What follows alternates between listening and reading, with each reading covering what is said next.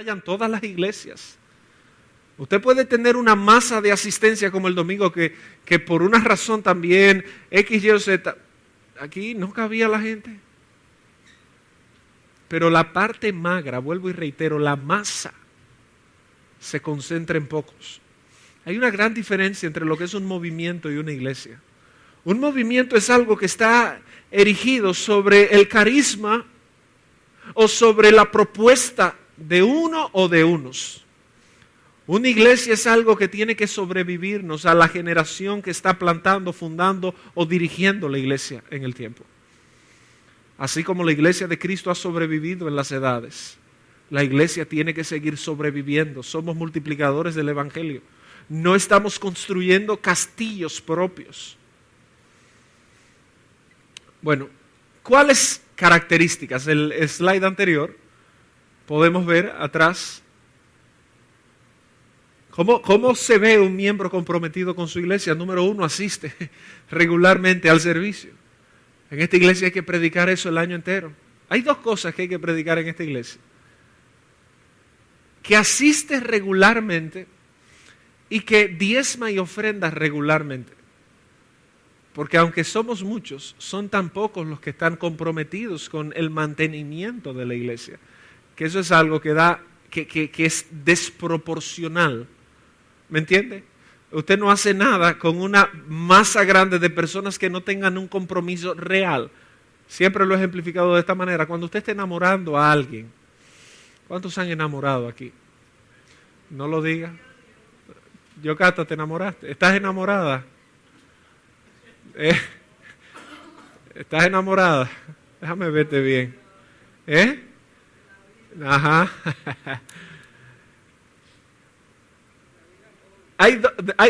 Dice Isabel, de la vida joven. Hay 2 cosas importantes que usted le demuestra a una persona enamorada.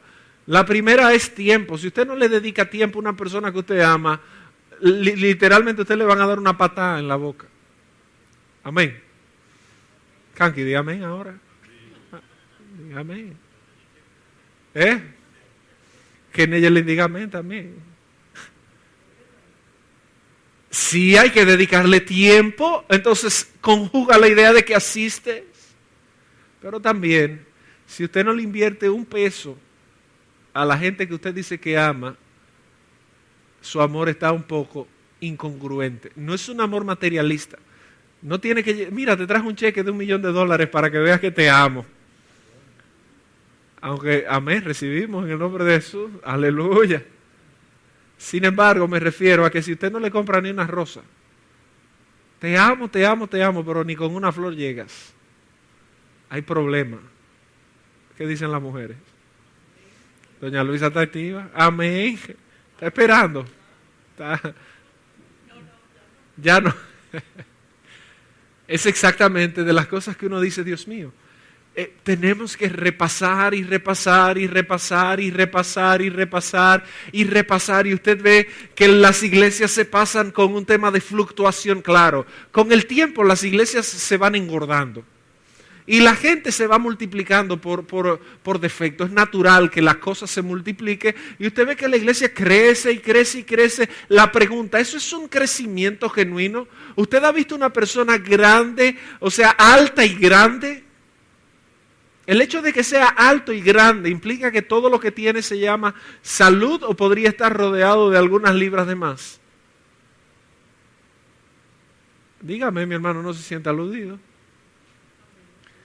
¿Qué pasa con eso? Usted recuerda que a la gente le dicen, tú estás colorado. Como que si estás rollizo es sinónimo de salud y abundancia. Don Mario está coloradito. Dice don Mario que es del sol que él coge.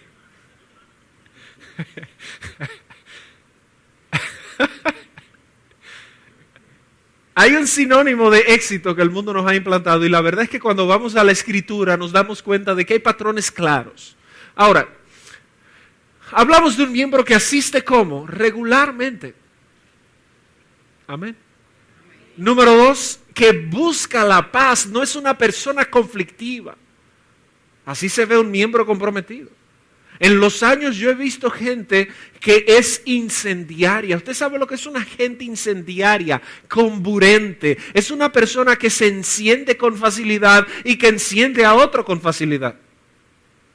Eso no es propio del carácter de Cristo en la vida de cada uno de nosotros. Y respectivo a que nuestro carácter y nuestra personalidad esté dominado por cierta fortaleza o porque seamos coléricos, de acuerdo a los psicólogos. No, es que eso no es una excusa para decirle a otro, ay, discúlpame que yo soy así. No. Es que en Cristo todas las cosas son hechas nuevas, amén. Y nosotros tenemos nuestro carácter y nuestra personalidad, nunca van a cambiar, sin embargo, van a ser sometidos a la persona de Cristo, amén. Amén. Ese es un trabajo que toma tiempo, eso no es algo mágico. Y para eso existe la palabra de Dios. Efesios capítulo 4, versículo 17. Esto pues digo y requiero en el Señor, que ya no andéis como los otros gentiles que andan en la vanidad de su mente, entenebrecidos. Y por ahí el apóstol Pablo hace una lista y dice, despojaos del viejo hombre. Mi hermano, es una lucha que tenemos constante contra nosotros mismos. Y necesitamos del consuelo y del consejo de la palabra de Dios para caminar hacia adelante. Continuamos. Edifica a otros. ¿Por qué planteamos esto? Y esto lo plantea Tabitha Anyabwile en el libro de Una membresía saludable, que es, ¿por qué edifica a otros? ¿Usted sabe de personas en la iglesia o en las iglesias que se dedican a destruir a otros?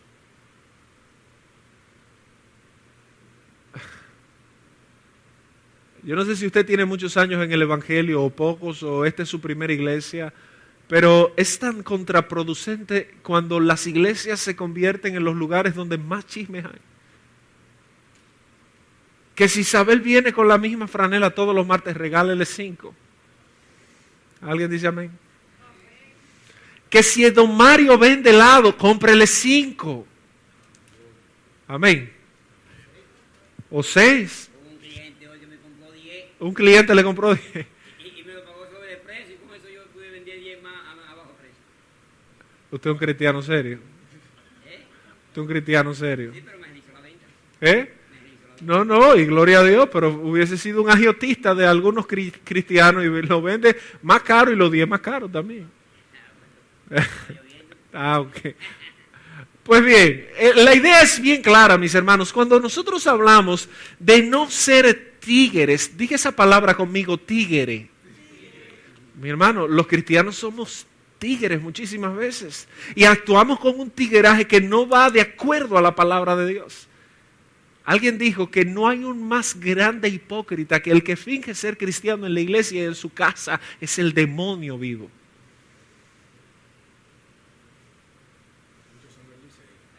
No, mi hermano, te equivocaste. Dice Richard que muchos son del Licey. ¿Qué pasó? Oye. No, es un estrellista frustrado. Pero ojo con esto. Nosotros caminamos en nuestras vidas con temas íntimos y no los solucionamos. Y es cierto que en vez de edificar a mi hermano Mario, lo destruyo. ¿Usted sabe que una sola palabra puede ser capaz de destruir una vida? Una. Hay gente que no se ha recuperado en la vida nunca por una palabra que alguien le dijo en algún momento de su vida. Alguien le dijo, tú no sirves.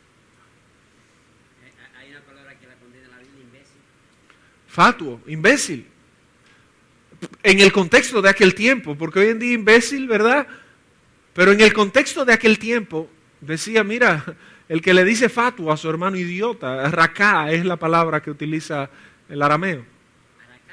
Raká.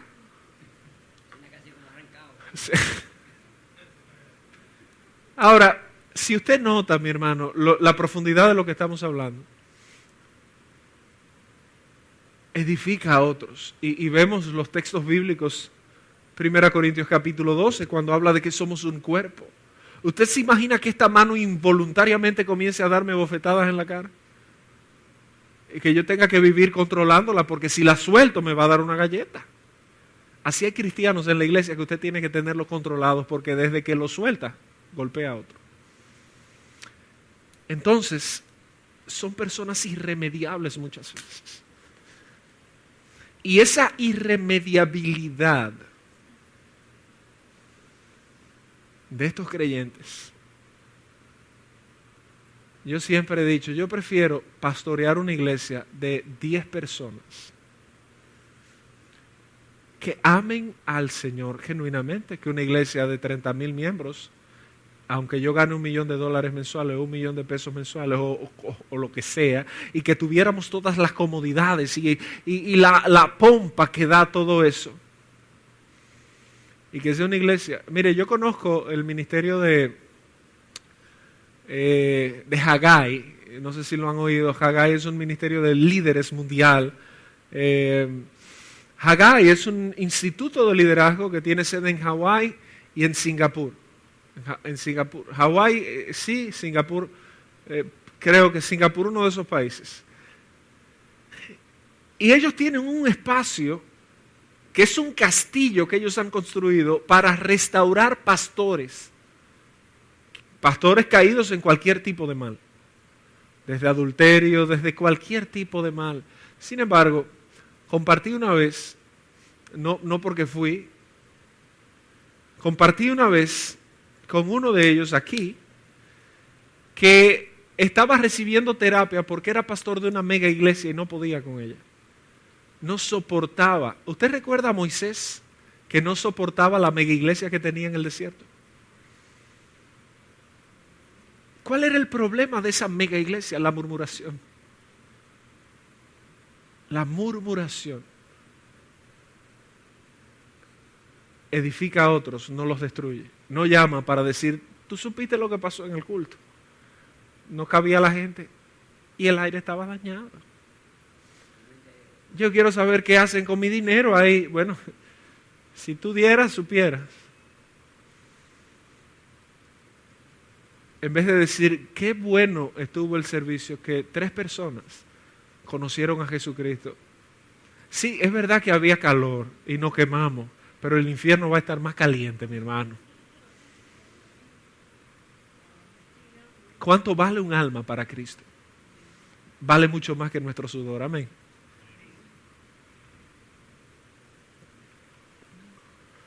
Advierte y amonesta a otros. No es un cristiano pasivo, tampoco es un cristiano agresivo que agrede a otros, sino que lo advierte. Yo siempre he dicho, usted ve que hay gente que no está viniendo a la iglesia, gente que siempre ha venido a la iglesia. Mi hermano, ¿qué le cuesta tomar el teléfono y decir, hermano, ¿cómo estás? ¿Dónde estás?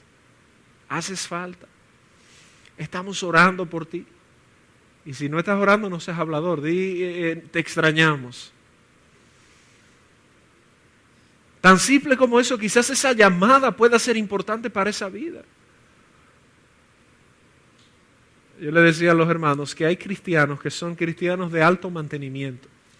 Esto lo aprendí cuando estuve en Estados Unidos.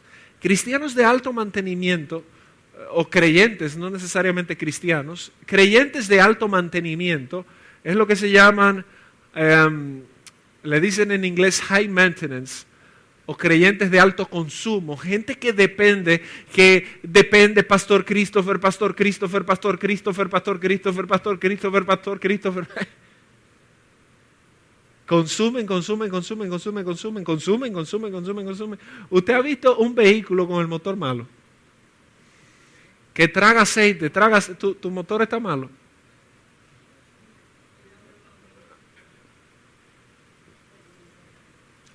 Así hay creyentes que crean un círculo vicioso en sus vidas y nunca avanzan en su vida espiritual, nunca. Van donde el pastor, van a la terapia. Van donde el pastor, van a la terapia. Van donde el pastor, van a la terapia. Van donde el pastor, van a la terapia. Van a la terapia, van donde el pastor. Nunca toman una determinación de seguir adelante. Mi hermano, y nos anquilosamos, nos estancamos, y la iglesia está plagada, mi hermano, o de gente que no es cristiana genuinamente, o de gente que está anquilosada, parasitando en una iglesia. Y lamentablemente, el agua estancada, ¿qué produce?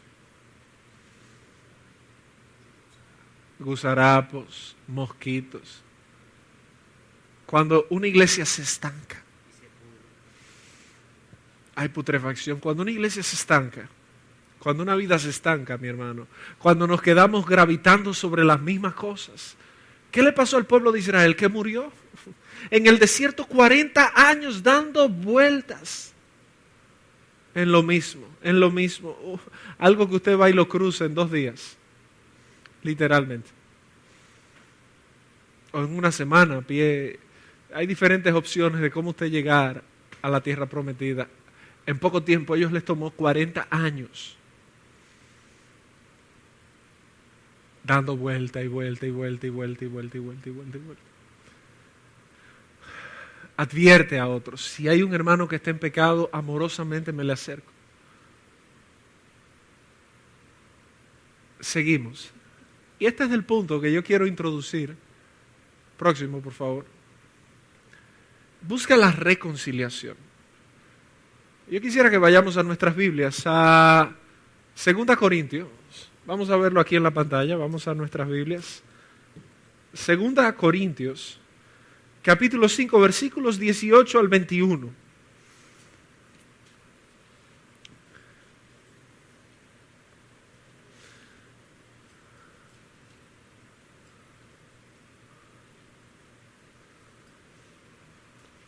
Y todo esto proviene de Dios, quien nos... ¿Puede leerlo usted? Ayúdeme, por favor. ¿Cómo dice el texto?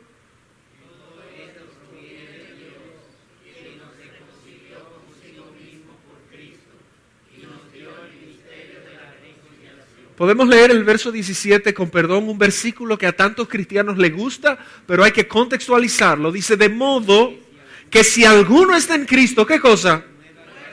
¿A cuántos les gusta eso cuando estamos deprimidos, cuando no tenemos un chele y andamos proclamando nueva criatura? Tú eres una nueva criatura, es muy lindo. Ok, las cosas viejas pasaron cuando usted quiere decir lo viejo pasó. No sé si ustedes, bueno, después le cuento eso.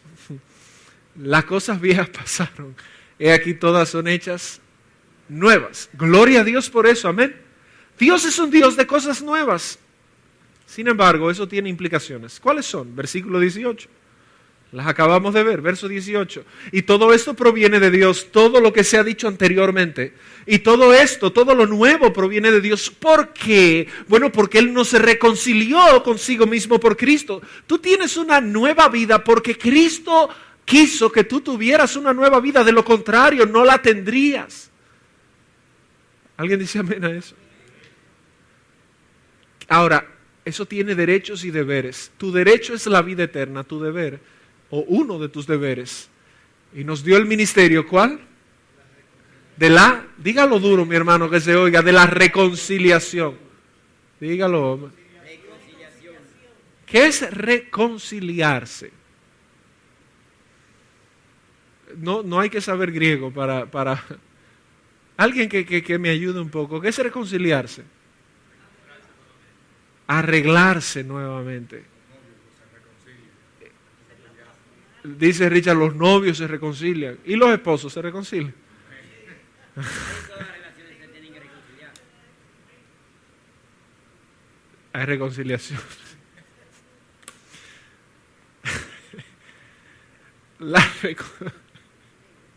¿Qué situación? Hay necesidad de reconciliarse en todo tipo de relación. ¿Usted ha visto gente en la iglesia que no se habla?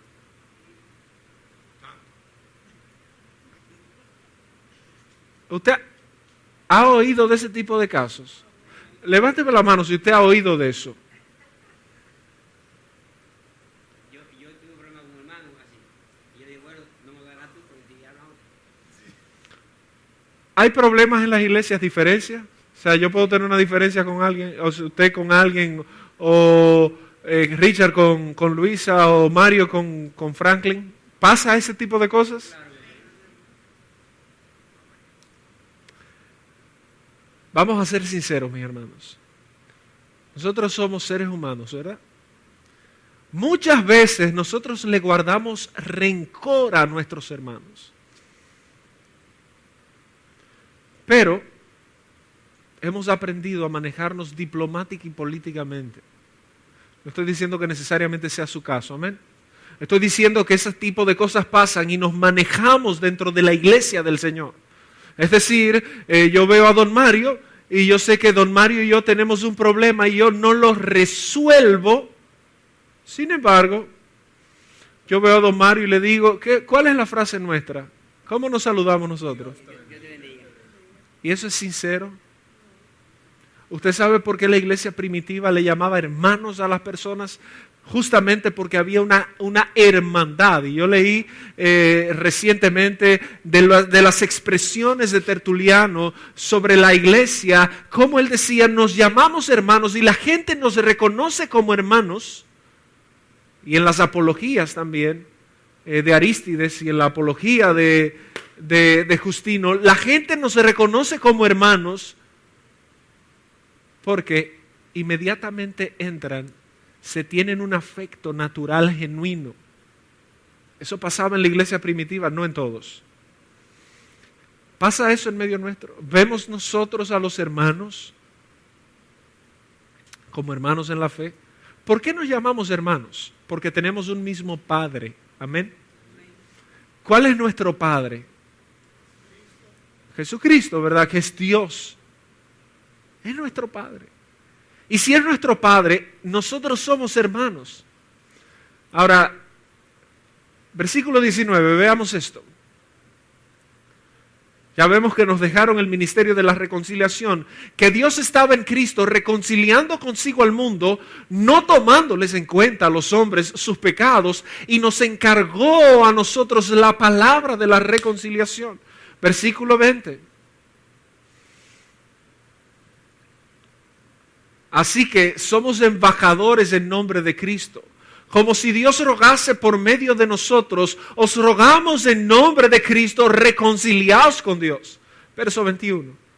Al que no conoció pecado, por nosotros lo hizo pecado para que nosotros fuésemos hechos justicia de Dios en él. Mire qué interesante. Obviamente este texto habla de la justificación del creyente por la fe en Cristo. Ahora hace una comparación. Si tú y yo gozamos de la redención por la justificación, entonces tú y yo en nuestra vida práctica debemos ser personas que seamos embajadores de la reconciliación los unos con otros, porque Cristo lo que hizo fue reconciliarnos a nosotros con el Padre. ¿Me doy a entender? Generalmente se interpreta como si fuera nada más para fuera de la iglesia, pero no está para adentro. No, pero es contraproducente. Vuelvo al ejemplo de ahorita. Es un gran hipócrita aquel que fuera de la iglesia, que fuera de su casa es un gran creyente y cuando llega a su casa es un gran demonio. Es lo mismo. Hay creyentes que sirven mejor en la iglesia del lado que en la iglesia local. ¿Usted sabía eso? Hay creyentes que son más exitosos en su servicio afuera, y yo no estoy en contra de que una persona de esta iglesia o de cualquier iglesia Dios la use en cualquier lugar con sus dones y talentos. Gloria a Dios, yo soy una gente que donde me invitan voy. Nunca he tenido ningún tipo de restricciones. Yo voy a cualquier iglesia, en cualquier lugar, sin cobrar un chele, porque Dios siempre me ha provisto a mí para todo. Ahora, si yo descuido la iglesia local en la cual yo sirvo con los demás pastores de esta iglesia, yo estoy cometiendo un acto inadecuado y estoy pecando contra el cuerpo de Cristo. Porque Dios a usted lo hizo nacer en una iglesia o lo colocó en una iglesia. Yo no sé si estoy hablando en chino o usted me está entendiendo. ¿Se está entendiendo lo que yo estoy diciendo? Hay gente que se ha enamorado de esta iglesia hasta que yo recuerdo varios casos, uno reciente y otro no tan reciente, una persona que llega y muy exitosa afuera y y le dije, lo primero que tienes que hacer es sentarte. Es sentarte, porque, o sea, si tú no puedes decir que eres miembro de una iglesia, primero sin serlo, y segundo, tú no puedes andar en comunión con algo de lo cual tú no estás completamente formado o en lo que tú eres parte de. ¿Me estoy dando a entender? No es correcto. Porque las cosas deben hacerse, como dice la Escritura, 1 Corintios 14, debe hacerse todo como, decentemente, porque Dios es un Dios de orden, amén. Entonces hay cristianos que, como dice don Mario, parecería que es para los de afuera, no, pero hay gente que las vemos que salen y nosotros no somos una iglesia con restricciones y no las vamos a tener. O sea, usted es libre de hacer lo que usted considere hacer. Usted se quiere ir, esos son sus problemas ahora. O sea, irse a cantar o a tocar o lo que fuera, debe hacerlo solo en orden. Nosotros no tenemos un problema con eso, pero ¿qué hemos visto en la práctica? Que los creyentes comienzan a juntarse, a juntarse y a juntarse. Y en vez de ser una cosa que promueva la edificación, como debería, no importa la denominación, si usted y yo le servimos a Cristo, pues usted y yo nos vamos a sentar no a debatir doctrinas, sino a glorificar a Cristo con nuestros hechos. Amén. Yo recuerdo una vez en la universidad, cuando yo había formado los grupos de evangelismo en la Pucamaima, y había una joven que era un poco legalista y no quería participar, y yo le dije, bueno, nosotros convocamos a todo el que era cristiano que iba a cualquier iglesia, cualquiera. Señores, la propuesta era, vamos a evangelizar en la Pucamaima. Estoy hablando de hace 12, 13 años, o 14 años. Vamos a evangelizar en la Pucamaima. Y nosotros agarrábamos una guitarra y nos sentábamos en el patio de la universidad y comenzábamos a cantar,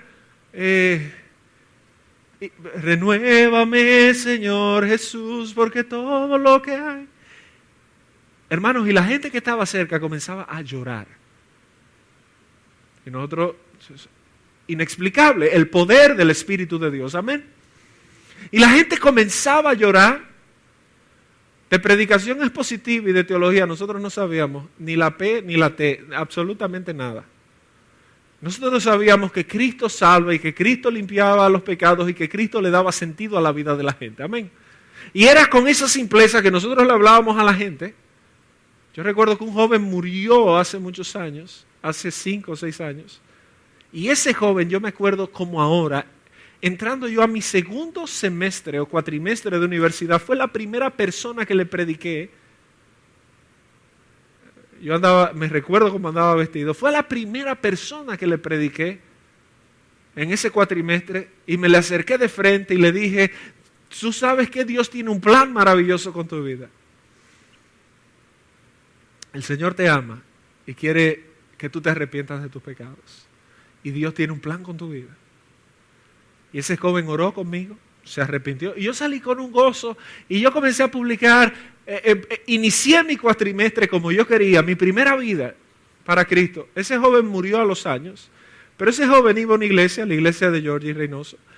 Y ese joven llegó a ser sonidista de la iglesia, una persona de prominencia. Cuando yo fui al funeral y me encontré con toda esa iglesia llorando a este joven que tanto amaban, me dio mucha tristeza, pero por otro lado, me dio mucha tranquilidad, porque yo sabía que ese joven estaba en la presencia del Señor. ¿Qué yo quiero decirle con esto, mi hermano? Que en vez de nosotros juntarnos para ver si Calvino tenía razón, o Arminio tenía razón, o Pelagio, o Agustín, o Cipriano, o Aniceto, o Víctor, el obispo de Roma, o si la epístola de Bernabé era correcta o incorrecta, o si cualquiera. Nosotros tenemos una meta muy clara, que es predicar a Cristo. Amén. Y a este crucificado, y Cristo cambia vidas. Entonces no es posible que nosotros en la iglesia local no tengamos un servicio legítimo ni genuino. Eso no es correcto. No es correcto. No es correcto que nosotros hacia afuera tengamos un servicio pomposo cuando hacia adentro en la iglesia local no tenemos la rectitud y la integridad y el servicio y el tesón que nosotros debemos poner. Un ministerio que ustedes deben conocer, a mí una vez me invitó a formar parte de su liderazgo, fue el ministerio de Gille Ávila. ¿Ustedes recuerdan a Gille Ávila? Gille Ávila, quien lo dirigía aquí era Jocelyn, que era miembro de la iglesia del Templo del Calvario, las asambleas de Dios que están en la Lincoln. Y fruto del ministerio evangelístico de la universidad nos llaman y nos dicen, bueno, miren, queremos que usted dirija el ministerio en el país de G.J. Ávila. Y yo, o sea, la parte juvenil, y yo era un literal, no es que yo sea gente ahora, pero yo, nobody, o sea, fue un joven que predicaba en la universidad. Ese día, en ese momento, yo estaba muy gozoso y yo fui a quien era mi pastor y le dije, tengo noticias, me han invitado a hacer. Y eso fue en el año 2001, justamente en un momento caótico de esa iglesia local, caótico. Y recuerdo como ahora que él me dijo, frente a mí, se bajó los lentes y me dijo, esa roba miembros. Esa roba miembros me ha querido robar muchos miembros a mí. Y yo no entendía, mi hermano, de lo que me estaban hablando. Yo, ¿qué es lo que es robar sus miembros? Usted tiene ministerio en su iglesia. Yo no tenía ningún ministerio, yo era baterista de la iglesia. Ningún ministerio. ¿Qué ministerio voy a tener? Yo lo que tocaba era batería y tunqui, tunqui, tunqui, tunqui, tum. Yo estaba asustado, mi hermano, este hombre mirándome. Usted tiene ministerio en su iglesia. Mi hermano, y literalmente ahí fue que por la misericordia de Dios yo comencé en el pastorado juvenil, en medio de un caos, como Génesis 1:1, en el principio creó Dios los cielos y la tierra, el versículo 2 se fue a pique todo. A veces queremos ser protagonistas fuera. Y yo quiero contextualizar esto porque el encabezado dice que busca la reconciliación. ¿Está mal tener amistades creyentes de otra iglesia? Pregunto yo. No, ¿verdad? No, no está mal. Ahora, cuando mis amistades no glorifican a Dios, mi hermano, y ahí es que yo voy. Cuando yo me amisto con gentes de otras iglesias, que eso es hermoso porque somos un cuerpo en Cristo, como decía don Mario, la iglesia grande, la iglesia universal. No hay banderas ni denominaciones, la iglesia es de Cristo. Ahora, cuando yo tengo más amigos fuera de la iglesia que dentro de la iglesia local, yo debería cuestionarme. Eso indica dos cosas. Una, no me importa un bledo lo que pasa en la iglesia local. Como yo, no son mi gente de toda la vida, no hay ningún problema con eso, pero usted llega a un trabajo y usted no hace amistades nuevas en el trabajo que llega. ¿Sí o no? Entonces no es sano, bajo ningún concepto, mantenerme una gente apática la vida entera. Todo tiene su tiempo y su proceso. Pero hay gente que se mantiene así. Nunca progresa en la iglesia local, nunca. Y eso es penoso y pecaminoso. Porque yo tengo un problema con don Mario. Yo lo he visto, mi hermano, en los años que tengo como pastor, calcule, desde el 2001 hasta el 2016. Son 15, ¿verdad, Richard? 15 años pastoreando de los 33 que tengo.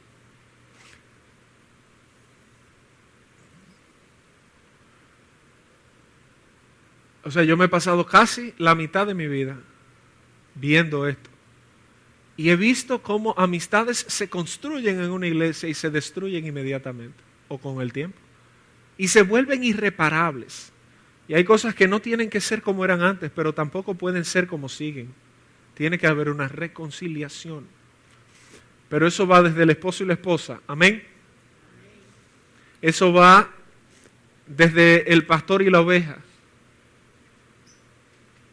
Eso va desde el diácono y el miembro. Eso va desde el miembro y la visita. Y eso va desde la visita hacia su casa. Con papá, con mamá, con mis hijos.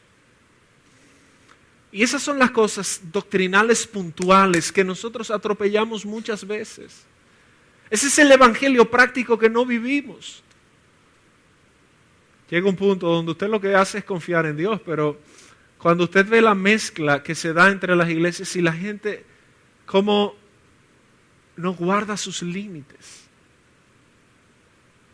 Es penoso. Porque no estamos siendo entes de reconciliación, estamos siendo entes de destrucción. Volvamos por favor al slide, si es posible.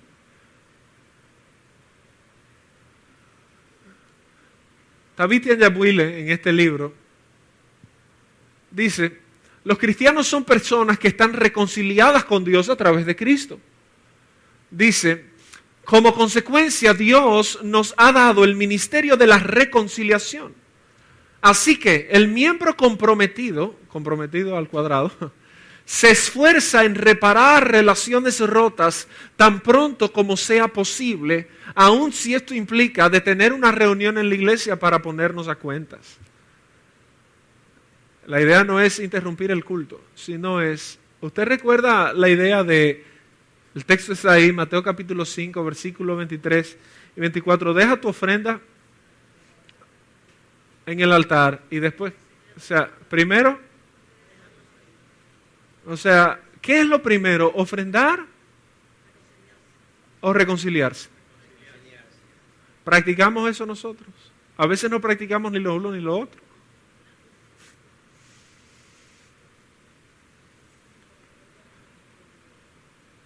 Y es impresionante ver, y lo que el texto quiere decir, mi hermano, es que lo más importante es tu relación con tu hermano. Con tu hermano. Richard. Entonces, según dice acá, en el versículo que Dios estaba En Cristo. en Cristo, dice, no tomándoles en cuenta a los hombres sus pecados. O sea, que esa reconciliación es como si Dios estuviera, cuando una gente se reconcilia, dos gente que estaban peleados, estaban enfogonados. Y entonces, estaba más o menos Dios con la humanidad y mandó al Señor Jesucristo en reconciliación. Y dice, yo voy a hacer la paz enviando al Señor Jesucristo. Y me gustaría ahí que tal vez pudiéramos abundar un poquito más eso de no tomándoles en cuenta a los hombres sus pecados. Claro. Dice eso. Como ese es el motivo por el cual yo siempre estoy airado con los hombres. Entonces yo envío al Señor Jesucristo para reconciliarme, ¿verdad? O sea, para hacer la paz con ustedes. Ahora, asimismo, ustedes están encargados de este ministerio, de propagar esa palabra, de que realmente nosotros estamos en paz con Dios por la obra del Señor Jesucristo. Hechos capítulo 17, versículo 30. Hechos 17, 30 dice: pero Dios habiendo pasado, Hechos 17, 30, vamos a verlo, que es una manera de explicar a lo que la Biblia se refiere con pasar por alto. Si Dios no hubiese pasado el pecado de la humanidad por alto, ¿qué hubiese sucedido? ¿Algún teólogo? El texto literalmente implica que Dios miró al hombre airado, pero le perdonó, o lo miró a un lado porque había salvación en el antiguo pacto. O sea, había salvación. El pacto de la ley te proveía un sistema y la gente, lo vemos en la historia del rico y Lázaro, ¿verdad? Que había uno que estaba guardado en el seno de Abraham. Pero el punto es este. Mire lo que dice Hechos 17. Pablo le está hablando a los de Atenas, ¿verdad? A los de Atenas y le dice: pero Dios, habiendo pasado por alto los tiempos de esta ignorancia, ahora manda a todos los hombres en todo lugar que se arrepientan. Evidentemente Dios pasó por alto. Porque si Dios no hubiese pasado por alto hasta la llegada de Cristo, los pecados de la humanidad, Dios hubiese fulminado a la humanidad. ¿Por qué? Por su justicia. Y es en Cristo Jesús, por eso 2 Corintios capítulo 5 dice: Dios actuando en Cristo Jesús, lo cual es un texto más que habla de la deidad de Cristo. Dios actuando en Cristo Jesús estaba expiando y a la vez estaba propiciando esa ira que había sido producida por el hombre. Cuando leemos Romanos capítulo 1, por el pecado original, ¿verdad? Sabemos que el texto habla claramente de los tiempos de esta ignorancia y dice que Dios los entregó. ese paréntesis de que Dios, y Hebreos capítulo 1 también habla al respecto. Hebreos 1, vamos a ver Hebreos capítulo 1. Estoy abundando en lo que Richard... Cuando hacían los sacrificios, el sacrificio cubría el pecado. ¿Verdad, pastor? Sí. Pero no lo quitaba. Bueno, lo remediaba. O sea, porque cubrirlo y quitarlo, lo que pasa era que no era un sacrificio tan especial como el de Cristo, porque el sacrificio de Cristo fue una vez y por siempre. Cada vez que había pecado, el pueblo tenía ¿qué cosa? Que ir y pagar por sus pecados y pedir perdón, y aún el sacerdote, de hecho es lo que dice el autor en la carta a los Hebreos, dice claramente, bueno, el antiguo pacto, aún el sacerdote tenía primero que pedir perdón él por sus propios pecados y luego por los del pueblo. Pero Hebreos capítulo 1 dice Dios, Hebreos 1:1, Dios habiendo hablado muchas veces y de muchas maneras en otro tiempo a los padres por los profetas. Cuando lo que quiero señalar, el verso 2 dice, en estos postreros días, versículo 2, Hebreos 1:2, verso 2, dice, en estos postreros días nos ha hablado por el Hijo a quien constituyó heredero de todo y por quien asimismo hizo el universo. Es la preeminencia de Cristo que se va a exaltar primero en toda la Escritura, pero en el Nuevo Testamento como cumplimiento de todo lo que pasó en el Antiguo Pacto. Es decir, obviamente Dios pasó por alto, porque si no Dios hubiese acabado con la humanidad, porque la humanidad eligió su camino. De hecho, cuando hablamos de doctrina de elección incondicional, ¿de qué estamos hablando? De que Dios elige al hombre, aún el hombre no mereciéndolo. Y es la gran pregunta que siempre volvemos a hacernos. ¿Qué acto meritorio ha hecho usted como para que hoy usted esté en esta iglesia? ¿Qué tan grandes son sus buenas obras que lo hayan traído hasta este lugar? Ninguna. Entonces Dios pasó por alto. Dios pasó por alto el destino que nos hubiese tocado y Dios eligió por su pura gracia salvarnos. Amén. Podríamos seguir abundando en eso, solo que volvemos a entrar en La aplicación que tiene ese a las relaciones entre iglesias. No, obviamente esto no... Nosotros tendríamos que si el punto de la reconciliación entre hermanos, como dijo el hermano, nosotros tenemos que hacer lo mismo que el Señor hizo con nosotros. Como dice, perdona nuestras deudas, si nosotros perdonamos nuestros deudores. Y más adelante el Señor mismo dice, si ustedes no se perdonan los unos a los otros, yo tampoco lo voy a perdonar. Entonces, en las relaciones dentro de la iglesia, los conflictos vienen siempre porque uno o el otro falló, o ambos fallaron. Entonces, ambos tenemos que decir, bueno, ya por ese pecado murió Cristo, yo lo entrego. Yo te perdono de corazón, porque si no te perdono de corazón. Es exactamente lo que hemos estado planteando. Es una metáfora. El texto de 2 Corintios capítulo 5 habla de la justificación. Hechos capítulo 17 habla de que Dios pasó y ahora manda a que todo el mundo se arrepienta a través de Cristo. Este texto también, o sea, Cristo es el centro de la Escritura. Ahora, la metáfora que utiliza es que así como nosotros fuimos reconciliados en Cristo, bueno, pues si tú fuiste reconciliado por gracia, ¿cómo tú a tu hermano que está al lado tuyo no vas a reconciliarte con él, habiéndote Dios dado una reconciliación tan grande como la que te dio, que fue por la eternidad? Entonces, tú quieres que Dios te reconcilie y te reconcilió y te glorifica, pero a tu hermano que tienes al lado, y lo dice el apóstol Juan cuando dice, ¿cómo tú amas a Dios que no ves y al hermano que tienes al lado que lo ves, lo tratas con la punta del pie?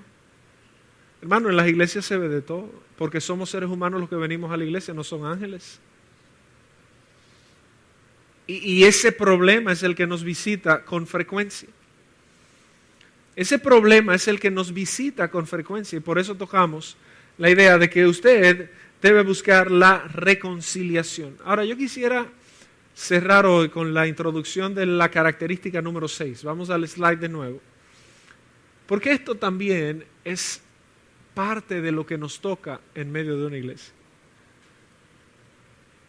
Y esto habla, vamos al slide, esto habla claramente de que nosotros no podemos ser islas dentro de una iglesia, dentro de ninguna iglesia. Porque nosotros estamos llamados a llevar las cargas de los demás. Y yo le voy a hacer una corrección al autor con todo el respeto que me merece Tabit Yanjabwili, pero yo, aunque sé lo que él se refiere ahí, digamos, llevar las cargas con los demás. Porque hay personas que usted le toma una carga y se la suelta a usted y sigue caminando como que no ha pasado nada. No es así, es cargar con las cargas de Luisa. Luisa se va a hacer una operación a corazón abierto, pues su carga es mi carga. Amén.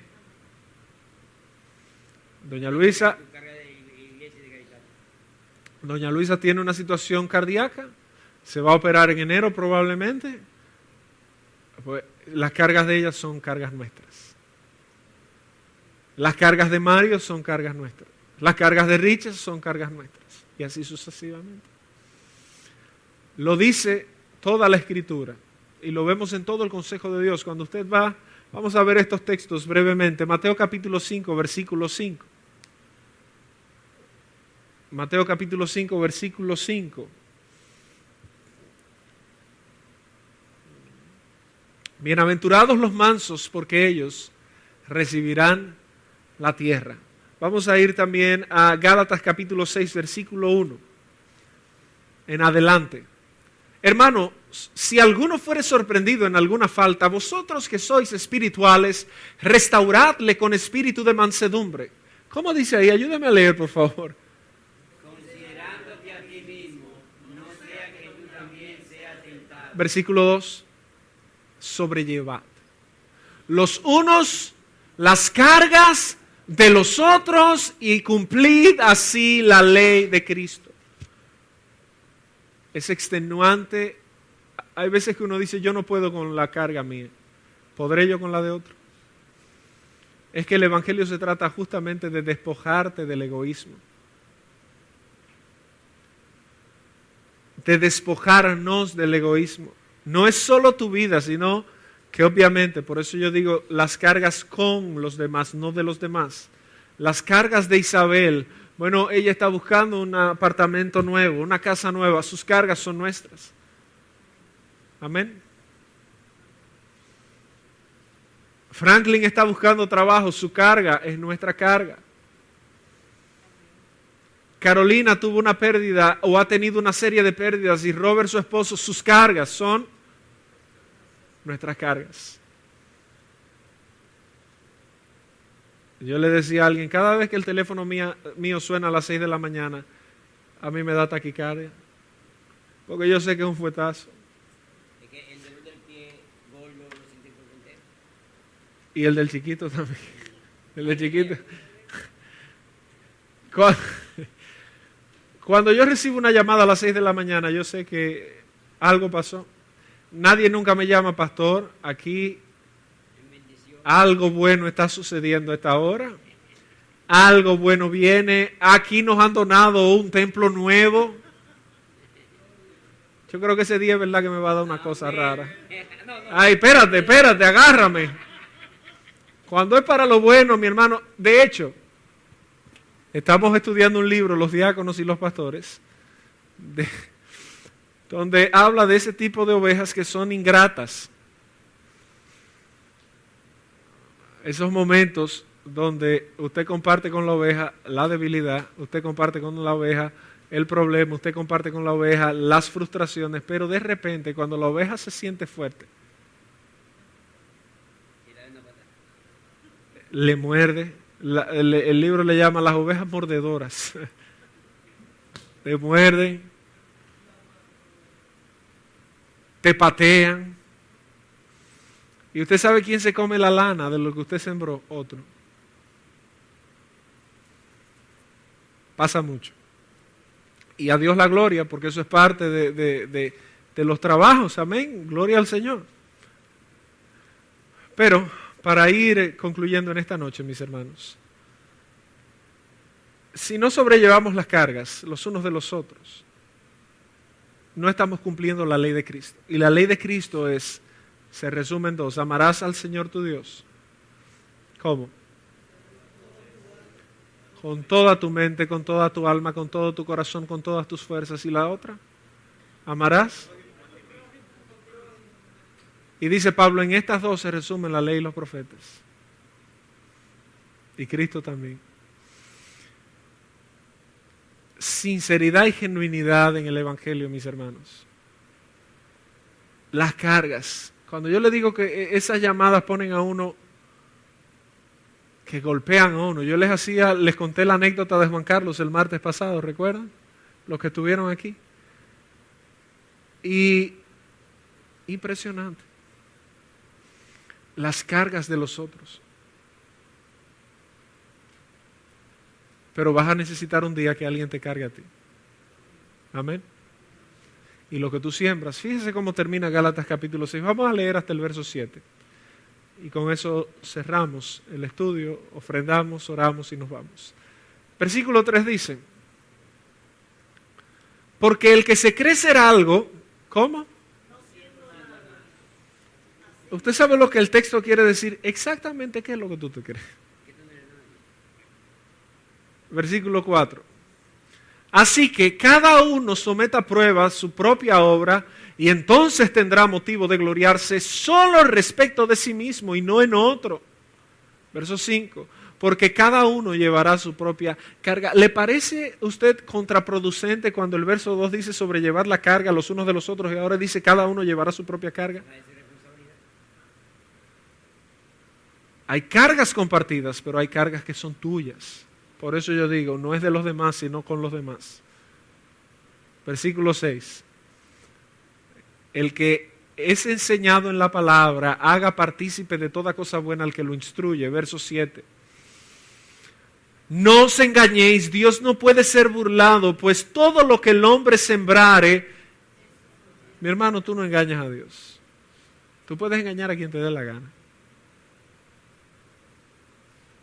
Pero a Dios no. Dios conoce lo que tú estás tramando. Dios conoce lo que tú estás pensando. Dios conoce tu corazón. Y Dios no puede ser burlado. ¿Y sabes a quién le va a salir eso al encuentro? A ti. Versículo 8.